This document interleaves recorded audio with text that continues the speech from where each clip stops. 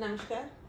जो वाच्य है वो किस तरह से हमारे सीबीएसई में पूछे जाते हैं, उसका एक एग्जाम्पल हम देखेंगे कि वो हमें दो सूची देते हैं। एक सूची है, दूसरी भी है। जैसे गर्मियों में लोग खूब नहाते हैं, इसके आगे इसने लिखा कि ये भाववाच्य है। गोपाल से पत्र लिखा जाता है, कर्तरीवाच्य है। धूप में चला नहीं जाता, कर्मवाच्य। लेकिन ये है नहीं, आपको पहले ये मिलान करने हैं। तो गर्मियों में लोग खूब नहाते हैं, ये है कर्तरीवाच्य, सिंपल सेंटेंस है, कर्तरीवाच्य है। क्रिया का सीधा संबंध कर्ता से है, ठीक है। गोपाल से पत्र लिखा जाता है, तो ये हो जाएगा कर्मवाच्य। गोपाल से पत्र लिखा जाता है क्योंकि इसमें सकर्मक क्रिया है। हमने देखा था कि जो भाववाच्य होता है उसमें अकर्मक क्रिया होती है, ठीक है। तो ये हो जाएगा कर्मवाच्य। धूप में चला नहीं जाता, ये हो जाएगा भाववाच्य। ठीक, हमने तीनों को मैच कर दिया। अब इसने विकल्प दे दिए कि क्या विकल्प देखेंगे हम। पहले का एक, गर्मियों में लोग खूब नहाते हैं, नहीं है।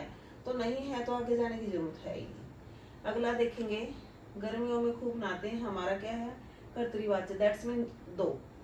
पहले का दो, ठीक है, ठीक है ये हमारा। फिर दूसरा है, गोपाल से पत्र लिखा जाता है, कर्मवाच्य तीन, दो का तीन, ये भी सही है भाई। अब अगला है, धूप में चला नहीं जाता, ये है पहला, तो तीन का एक ही हमारा।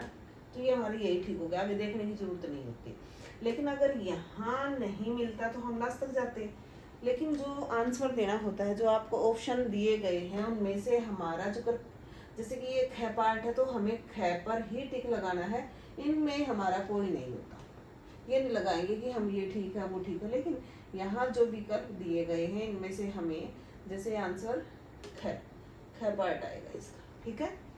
जो सिंपल आते हैं, जैसे ये है, घायल हंस उड़ नहीं पाया, तो ये वो पूछेगा कि कौन सा वाच्य है, कर्तरी है, कर्म है, भाव है, या कोई वाच्य है, ठीक है।